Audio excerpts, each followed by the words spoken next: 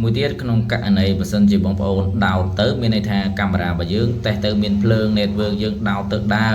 ហើយ fiber ដោតទៅអត់មានភ្លើងហើយមានតែ FX ហើយ link នេះអត់ដំណើរការណាអូខេអញ្ចឹងបញ្ហាហ្នឹងគឺមិនបញ្ហា media ខូចទេគឺបញ្ហា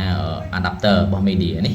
គឺបញ្ហា adapter នេះគឺ adapter នេះវាខូចវាមានភ្លើងតែប៉ុណ្្នឹងទេជាក់ស្ដែងកាមេរ៉ារបស់យើងក៏មានភ្លើង fiber របស់យើងក៏អត់ដាច់ដែរអញ្ចឹងនៅពេលដែលដោតទៅវាមានភ្លើងតែប៉ុណ្្នឹង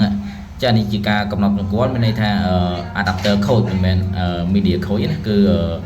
adapter របស់ media នេះគឺមានបញ្ហាជាមួយខ្ញុំដូរ adapter media អូខេនេះជា adapter media ថ្មីរបស់យើងអូខេឥឡូវខ្ញុំធ្វើការដូរ adapter នឹងចេញអូខេឥឡូវយើងបានដូរ media ហើយគឺដូរ adapter ហើយអញ្ចឹងដូរ adapter ឃើញភ្លើង link ទៅកាមេរ៉ាគឺដែរហើយភ្លើង link ទៅ fiber អត់ដែរដោយសារមួយខាងទៀតខ្ញុំបានដោះ media ចេញអូខេអញ្ចឹងបញ្ហាហ្នឹងបញ្ហា adapter យើងដូរតែ adapter នេះមួយទៅវាលែងមានបញ្ហាតាក់ទងជាមួយនឹងកាមេរ៉ាយើងទៀតហើយវាដំណើរការធម្មតាហើយ media វាមានបញ្ហាណា